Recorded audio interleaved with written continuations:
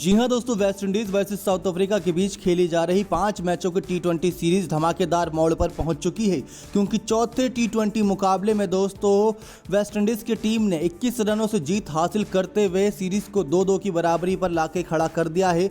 जहां south Africa और West Indies के सामने बराबर मौके हैं इस सीरीज को जीतने के लिए। आखिर चौथे मुकाबले में किसने सबसे अहम योगदान दिया वेस्ट इंडीज़ की टीम की तरफ से, जिससे जीत की मदद मिली, वो भी आपको जानकारी देंगे और साथ ही साथ बताएंगे कि बीते 3 मुकाबलों में कैसे दोस्तों 160 से 170 रन के बीच ही लक्ष्य बन पा रहा है। यानी जो स्टेडियम है वो अपने रंग दिखा रहा है, जिसकी वजह से टीमें कोई बड़ा स्कोर नहीं खड़ा कर पा रही। तो सबसे पहले बात करते हैं दोस्तों बीते मुकाबले के हाईलाइट्स के बारे में, यानी चौथे मुकाबले के हाईलाइट्स के बारे में। यहाँ पर दोस्तों हमें देखने को मिला किस प्रकार से साउथ अफ्रीका ने टॉस जीतते हुए पहले गेंदबाजी का फैसला किया। National cricket stadium Saint George Grenada का ये मैदान था और दिन में 11:30 बजे मुकाबला शुरू हुआ था। जॉर्ज ब्रेथवेट थर्ड एम्पायर और रिची रिचर्डसन मैच रेफरी थे। इंग्लैंड की साउथ अफ्रीका की प्लेइंग 11 के बारे में बात करें तो Quinton de Kock, Reeza Hendricks, Temba Bavuma जो कैप्टन थे, Aiden Markram, Rassie van der Dussen, David Miller, George Linde, Kagiso Rabada, ओनिक नोरकिया, तबरीश शम्सी और लुंगी एनगिडी हमें देखने को मिल रहे थे। तो दूसरी तरफ वेस्ट इंडीज़ की टीम में दोस्तों बदलाव किए गए थे, क्योंकि एवन लुइस, लैंडन सीमन को ओपनिंग की जिम्मा सौंपा गया। तो पिछले मुकाबले में क्रिस गेल को बिठाने का शायद इनको गलती का एहसास हुआ और क्रिस गेल की वापसी कराई गई। फिर Shimron Hetmyer, Nicholas Pooran, Kieron Pollard, Andre Russell, Fabian Allen, Dwayne Bravo, Obed McCoy और फिडल एडवर्ड्स को खिलाया गया। बेंच पर जो बैठे थे खिलाड़ी उसमें Jason Holder, Kevin Sinclair, Andre Fletcher, Hayden Walsh और अकेल्स होसी, शेल्डन कोटरल और ओशन थॉमस बैठे थे बेंच पर। अब दूसरी तरफ दोस्तों जब साउथ अफ्रीका ने पहले गेंदबाजी का फैसला किया तो वेस्ट इंडीज़ की टीम बल्लेबाजी करने के लिए उतरी।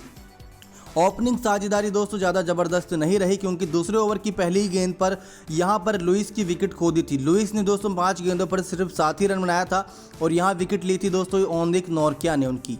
उसके बाद जो दूसरी विकेट गिरी थी वो दोस्तों 32 रन पर ही गिर गई थी। वो विकेट थी क्रिस गेल की। क्रिस गेल से बहुत ज़्यादा उम्मीद थी, 8 गेंदें खेल चुके थे लेकिन 5 ही रन बना पाए थे। लेकिन कगिसो रबाडा ने एक बार फिर से क्रिस गेल को परेशान किया और यहाँ पर विकेट ली, कैच पकड़ी पीछे खड़े विकेट कीपर बल्लेबाज क्विंटन डिकॉक ने। उसके बाद दोस्तों यहाँ पर जो तीसरा विकेट था वो 63 रन पर ही गिर गया, वो था शिमरन हेटमायर का। 12 गेंदों पर 7 रन बनाया था शिमरन हेटमायर ने। जॉर्ज लिंडे की गेंद पर यहाँ पर आउट हो गया, फिर से कैच पकड़ा था पीछे खड़े विकेट कीपर क्विंटन डिकॉक ने। लेकिन दूसरे छोर पर दोस्तों लैंडन सिमंस अपनी बल्लेबाजी को जारी रखे हुए थे, लेकिन अब बारी थी यहाँ पर लैंडन सिमंस की। 10वें ओवर की 5वीं गेंद तक टीम का स्कोर सिर्फ 70 रन बन पाया था। 34 गेंदों में 47 रन की पारी खेली लैंडन सिमंस ने दोस्तों, 4 चौके 4 छक्के की मदद से। लेकिन जॉर्ज लिंडे ने यहाँ पर इनकी विकेट लेकर इनको चलता कर दिया। 70 रन पर 4 विकेट खो चुकी थी 10वें ओवर की 5वीं गेंद तक वेस्ट इंडीज़ की टीम। अब दोस्तों आगे देखिए खेल कैसे झुकता नजर आया वेस्ट इंडीज़ की तरफ, क्योंकि यहाँ पर खतरनाक बल्लेबाज 2 मौजूद थे। एक था निकोलस पूरन, दूसरा था केरन पोलार्ड। केरन पोलार्ड दोस्तों बात करें केरन पोलार्ड की तो ये वेस्ट इंडीज़ टीम के दोस्तों कप्तान है, लेकिन अभी तक हुए बीते 3 मुकाबलों में इनके बल्ले से कप्तानी पारी नहीं देखने को मिली। लेकिन आज मौका था कि अपनी टीम को उबार सकें, क्योंकि 70 रन पर 4 विकेट खो देना बहुत बड़ी बात होती है। उसके बाद भी दोस्तों 5वीं विकेट 89 रन यानी कि 89 रन पर गिर गई थी 13वें ओवर की तीसरी गेंद पर। तब दोनों बल्लेबाज अपने आप को सेट होने के लिए पूरा टाइम ले रहे थे। 15 गेंदों पर 16 रन ही बनाया था निकोलस पूरन ने। 2 चौके की मदद से इनको चलता कर दिया शम्सी ने। पोलार्ड अब भी खड़े थे। पोलार्ड के साथ देने के लिए आए रसल ने दोस्तों 8 गेंदों पर 9 ही रन बनाया, वो भी एक चौका मारकर चलते बने शम्सी ने इनकी विकेट भी ले ली। यहाँ पर पूरी तरीके से नेस्त नाबूद कर रखा था। 15वें ओवर की तीसरी गेंद तक दोस्तों 101 ही रन था, यानी कि इसके बाद बची हुए 4 ओवर की 3 गेंद तक टीम के स्कोर में जोड़े गए 66 रन। जी हाँ दोस्तों, यानी कि 66 रन जोड़े गए सिर्फ 4 से 5 ओवर के बीच में, क्योंकि यहाँ पर फैबियन एलन ने 13 गेंदों में 19 रन की पारी 2 चौके 1 छक्के की मदद से नाबाद खेली। तो दूसरी तरफ कीरन पोलार्ड के बल्ले से आया रनों का तूफान। 25 गेंदों में 51 रन की पारी 2 चौके 5 छक्के की मदद से खेली। 25 गेंदों में 51 रन, 25 बॉल्स में 51 रन दोस्तों, नाबाद पारी। 204 का स्ट्राइक रेट था। यही पारी दोस्तों यहाँ पर साउथ अफ्रीका के लिए सबसे खतरनाक साबित हुई, क्योंकि इसके बाद तो उनके पास कोई जवाब बचा ही नहीं था। फैबियन एलन भी दोस्तों देखा जाए बीते 3 मुकाबलों में अच्छा ही करते आए हैं, लेकिन अब यहाँ पर वेस्ट इंडीज़ के सामने स्कोर चेस करना था साउथ अफ्रीका को 168 का। 168 का स्कोर का पीछा करने उतरी वेस्टइंडीज की टीम से खतरनाक बल्लेबाज क्विंटन डिकॉक और रेजा हेंड्रिक्स पहले मैदान पर आए। अगर साउथ अफ्रीका के बल्लेबाजों की दोस्तों गेंदबाजी की बात करें तो सबसे बेहतरीन गेंदबाजी दोस्तों जॉर्ज लिंडे शम्सी ने की थी, क्योंकि दोनों के खाते में 2-2 विकेट आए। तो दूसरी तरफ नॉर्थियाज और रबाडा ने भी 1-1 विकेट झटकी। मरकरम और लुंगी एनगिडी खाली हाथ रहे। अब यहाँ पर साउथ अफ्रीका के गेंदबाज की बारी हो चुकी थी, लेकिन बल्लेबाजों की बारी थी। तो इनका पहला विकेट दोस्तों बहुत ही जल्दी, इतना जल्दी कि पहले ओवर की पहली ही गेंद थी रेजा हेंड्रिक्स का, वो विकेट गिर गया 8 रन पर ही। 4 गेंदों पर 2 ही रन बना पाए थे और बॉलर यहाँ पर क्रिस गेल थे। क्रिस गेल ने दोस्तों विकेट लिया, जिसके बाद इनका सेलिब्रेशन देखने लायक था। बहुत ही कमाल की ये एक पारी थी, जिसके चलते कह सकते हैं कि क्रिस गेल ने अच्छी शुरुआत दिलाई। लेकिन इस शुरुआत का ज़्यादा देर तक फ़ायदा नहीं मिला, क्योंकि दोस्तों जो दूसरा विकेट गिरा वो गिरा था तेम्बा बावुआमा का। चौथे ओवर की दूसरी गेंद पर जब 36 रन बन चुके थे, यानी कि अब भी खतरनाक बल्लेबाजी जारी थी क्विंटन डिकॉक की तरफ से। क्विंटन डिकॉक अच्छी बल्लेबाजी कर रहे थे, लेकिन 10 गेंदों पर 7 रन बनाकर तेम्बा बावुआमा आउट होकर चले गए। मैकॉय की गेंद पर एलबीडब्ल्यू आउट हुए थे। उसके बाद क्विंटन डिकॉक का साथ देने के लिए दोस्तों एडन मरकरम आए। 20 गेंदों में 20 रन की पारी खेली, लेकिन आंद्रे रसल ने दोस्तों इनका विकेट लेकर इनको चलता कर दिया।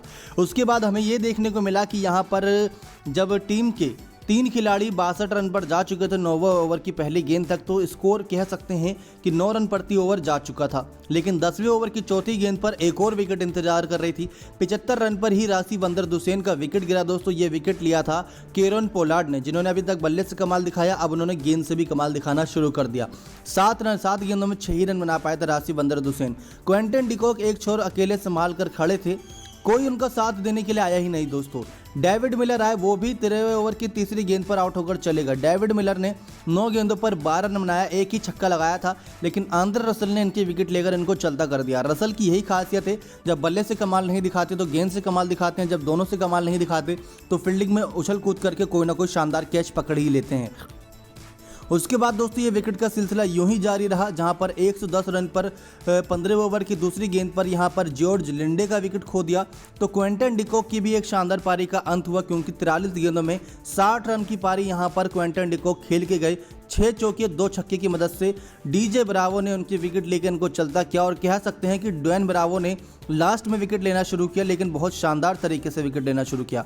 साउथ अफ्रीका की टोटल 9 विकेट गिरी थी, लेकिन उन 9 विकेटों में सबसे ज़्यादा अहम योगदान था ड्वेन ब्रावो का। भले ही उन्होंने टेल एंडर बल्लेबाजों का विकेट लिया हो, लेकिन विकेट लिया था। अब दोस्तों खासियत ये देखिए कि 17वें ओवर की पहली गेंद पर क्विंटन डिकॉक का विकेट लिया, जब 126 रन था साउथ अफ्रीका का स्कोर। फिर उसके बाद तीसरी ही गेंद पर उसी ओवर में 126 रन पर तबरेज शम्सी का विकेट ले लिया। फिर उसके बाद ओवर खत्म करते करते एक और विकेट ले लिया लुंगी एनगिडी का। तो एक ही ओवर में 3 विकेट लेकर यहाँ पर ड्वेन ब्रावो ने अपने आप में ही एक बड़ा कह सकते हैं अच्छा काम करा, क्योंकि किसी को टिकने ही नहीं दिया। अब यहाँ पर टीम का स्कोर करे तो करे क्या, 20 ओवर समाप्त हो चुके थे, 9 विकेट गिर चुके थे और टीम वेस्ट इंडीज़ ने 21 रन से जीत दर्ज कर ली। पहला मुकाबला दोस्तों यहाँ पर रहा था वेस्ट इंडीज़ के नाम पर, जहां पर उन्होंने पहला T20 8 विकेटों से जीता था। उसके बाद दूसरा T20 दोस्तों बात करें तो दूसरा T20 यहां पर बहुत शानदार तरीके से साउथ अफ्रीका की टीम ने 16 रनों से जीत हासिल करी। उसके बाद भी दूसरा T20 यहां पर साउथ अफ्रीका ने 1 रन से जीता था पिछला वाला, लेकिन अब वेस्ट इंडीज़ ने 21 रन से जीतकर सीरीज़ 2-2 की बराबरी पर खड़ी कर दी है। जो अगला मुकाबला 5वां फाइनल मुकाबला जीतेगा वो ये सीरीज़ अपने नाम कर लेगा। क्या लगता है दोस्तों, वेस्ट इंडीज़ या साउथ अफ्रीका? कमेंट सेक्शन में कमेंट करके जरूर बताइएगा। नेक्स्ट 9 स्पोर्ट्स की रिपोर्ट।